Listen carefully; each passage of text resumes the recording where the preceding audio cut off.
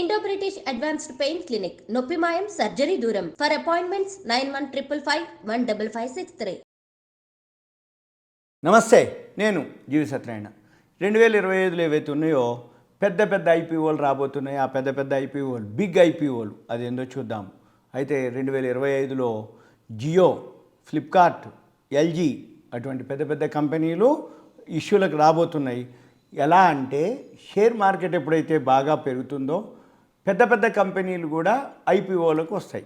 ఇవన్నీ బ్రాండెడ్, ఒక విధమైనటువంటి ఏండ్ల నుంచి ఉండి ప్రతి వాళ్లకు తెలిసినటువంటి కంపెనీలు.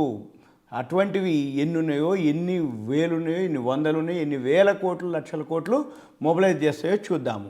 ఎప్పుడైతే 2024లో కూడా ఐపీఓలు బాగా రావడం జరిగింది. హయ్యెస్ట్ అనమాట.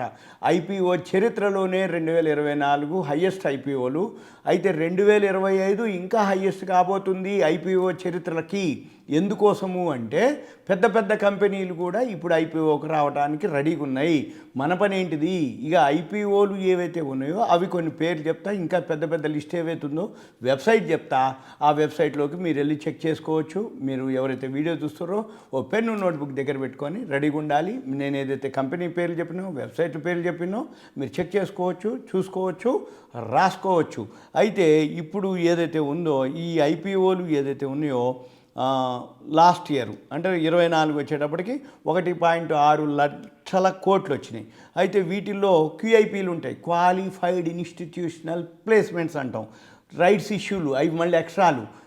ఇంకో వీడియోలో మీకు ఆ క్యూఐపీల గురించి, బైబ్యాక్ల గురించి, రైట్స్ ఇష్యూల గురించి, అదర్ ఇన్కమ్ గురించి మనం ఇంకో వీడియోలో డిస్కస్ చేద్దాము. ఇప్పుడు మాత్రం ప్రజెంటు ఐపీఓల గురించి అనమాట. అయితే ఇప్పుడు 3 లక్షల కోట్లు అంటే ఇవన్నీ చేస్తే అంటే టోటల్గా ఈక్విటీ మార్కెట్లో అన్నీ కలుపుకుంటే 3 లక్షల కోట్లు వచ్చినాయి లాస్ట్ ఇయర్. అయితే ఈ సంవత్సరం ఇంకా ఎక్కువ వచ్చే ప్లాన్లో ఉన్నారు అనేది అంచనా వేసారు. అయితే ఇవన్నీ కూడా ఎందుకు అంటున్నారు, ఎలా అంటే పెద్ద పెద్ద కంపెనీలు మెగా ఐపీఓలు వస్తున్నాయి. ఇవన్నీ పేరు మోసిన కంపెనీలు అంటారు. ఈ పేరు మోసిన కంపెనీలు అంటే ఏంటివి? అవన్నీ తెలిసిన కంపెనీలు, మల్టీనేషనల్ కంపెనీలు, ఇండియాలో ఒక బ్రాండ్ ఉన్నటువంటి కంపెనీలు, అవన్నీ కూడా వస్తున్నాయి. ఉదాహరణకి 2024లో బజాజ్ హౌసింగ్ ఫైనాన్స్ రావడం జరిగింది. స్విగ్గీ, ఎన్టీపీసీ, గ్రీన్ ఎనర్జీ పెద్దవి అనమాట. ఓలా, ఇవన్నీ కూడా మార్కెట్ నుంచి ఐపీఓకి రావడం జరిగింది. అయితే 90 కంపెనీల వరకు ఐపీఓలు పెద్దవి అనమాట.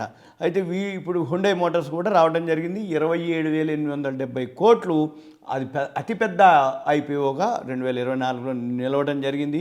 అయితే 2022లో ఎల్ఐసి పెద్దదని రావడం జరిగింది. అప్పుడు ఎల్ఐసి వచ్చి 20,557 కోట్లు మొబిలైజ్ చేయడం జరిగింది, ఇది ఐపీఓ ద్వారా. దానికంటే ఎక్కువ రావడం జరిగింది హుండై మోటారు, 27,870 కోట్లు.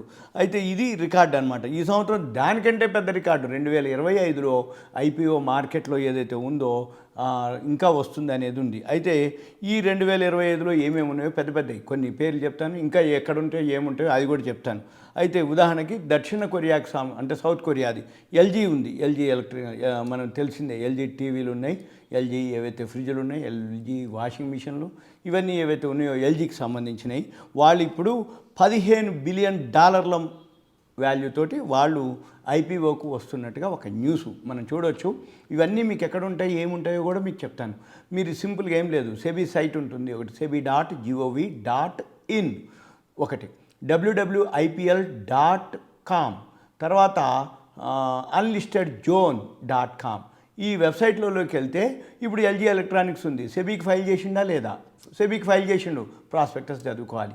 www.ipl.comకి వెళ్ళినాం, అక్కడికి వెళ్తే అక్కడ ఈ ఎల్జీ ఎలక్ట్రానిక్స్ అన్లిస్టెడ్ షేర్ ఎంతకు ట్రేడ్ అవుతుంది, ఎప్పుడు వస్తుంది, ఆయన యొక్క ప్రాఫిట్ అండ్ లాస్, స్క్రీనర్లు, స్కానర్లు, గ్రాఫ్లు అవన్నీ దాంట్లో ఉంటాయి. ఇక తర్వాత నెక్స్ట్ వాల్మార్ట్ ఏదైతే ఉందో, ఫ్లిప్కార్ట్ తెలియని వాళ్ళు లేరు, విలేజెస్లో కూడా తెలిసిపోయింది ఇప్పుడు ఫ్లిప్కార్ట్. ఏదైనా ఆఫర్లు అనగానే అమెజాన్ ఫ్లిప్కార్ట్లోనే దొరుకుతాయి తక్కువ ధరలో. అంటే వాళ్ళు కూడా ఐపీఓకి రావడానికి రెడీ అయిపోతున్నారు. వాళ్ళు ఇప్పుడు ఈ సంవత్సరం వచ్చే అవకాశాలు ఉన్నాయి. వాళ్ళు ఏంటిది అంటే ఎక్కడైతే ఈ ఫ్లిప్కార్ట్కి సంబంధించింది ఉందో సింగపూర్ నుంచి భారత్లో ప్లాన్ అనమాట వాళ్ళు. తర్వాత ఇప్పుడు హెచ్డిఎఫ్సి బ్యాంక్ వాళ్ళదే, హెచ్డిబి ఫైనాన్షియల్, తర్వాత హీరో మోటో కార్ప్ ఉంది, రిలయన్స్ ఇండస్ట్రీస్ నుంచి జియో ఫైనాన్షియల్ వాళ్ళది ఉంది, తర్వాత టాటా మోటార్స్ వాళ్ళు టాటా క్యాపిటల్ వాళ్ళవి వస్తున్నాయి, మనపురం ఫైనాన్సు. అయితే ఇవన్నీ కూడా ఆల్రెడీ 2025లో కెనరా బ్యాంక్ నుంచి ఉంది, గ్రీవ్స్ కాటన్ యొక్క అనుబంధ సంస్థలు ఉన్నాయి. ఇవన్నీ కూడా 2025లో రాబోయేవి. సుమారుగా ఇప్పటికీ మన దగ్గర డేటా 800 కంపెనీలు ఉన్నాయి. ఇవన్నీ కూడా రాబోయే రోజుల్లో కొన్ని లక్షల కోట్లకి మన దగ్గర నుంచి ఐపీఓల రూపంలో ఫండ్స్ కలెక్ట్ చేసి డెవలప్ అయ్యే ప్లాన్లో ఉన్నారనమాట. ఇక మనం ఏంటిది, గ్రీవ్స్ కాటన్ సంబంధించింది ఏదైతే ఉందో గ్రీవ్స్ ఎలక్ట్రిక్ మొబిలిటీ అనమాట. అది కూడా సెబీ బోర్డు రావడానికి రెడీ ఉంది. హెచ్డిఎఫ్సి బ్యాంక్ వాళ్ళది, హెచ్డిబి ఫైనాన్షియల్ కూడా వాళ్ళు రావడానికి రెడీ అవుతుంది. తర్వాత బ్రిగేడ్ ఎంటర్ప్రైజెస్ వాళ్ళు హోటల్ వెంచర్స్ ఉన్నాయి. హీరో మోటో కార్ప్ అంటే హీరో కంపెనీది హీరో ఫిన్కార్ప్ ఉంది. కెనరా బ్యాంకుకు సంబంధించినటువంటి కెనరా రోబోకో ఉంది. అయిన తర్వాత అతిపెద్దది ఏదైతే రిలయన్స్ ఉందో వాళ్ళది జియో ఉంది. టాటా మోటార్స్ నుంచి టాటా ప్యాసింజర్ ఎలక్ట్రిక్ మొబిలిటీ ఉంది. మళ్ళీ టాటా క్యాపిటల్ కూడా ఉంది వాళ్ళదే. అంటే టాటా మోటార్స్ ఫైనాన్స్ మెర్జ్ అయిపోయింది టాటా క్యాపిటల్లోకి, వాళ్ళు వస్తున్నారు. మళ్ళీ Tata passenger electric mobility Tata company వాళ్ళది, టాటా మోటార్స్ నుంచి వస్తుంది. అవన్నీ కూడా ఈ సంవత్సరం రాబోతున్నాయి. మళ్ళీ 2025లో జియోనే పెద్దగా మెగా ఇష్యూ ఇప్పటి వరకు ఉంటుంది అనేది భావిస్తున్నారు. అంతకంటే ఇంకా తర్వాత వస్తే ఇప్పుడు 40,000 కోట్లకు వచ్చే ప్లాన్ ఉంది. అది ఏది, రిలయన్స్ జియో.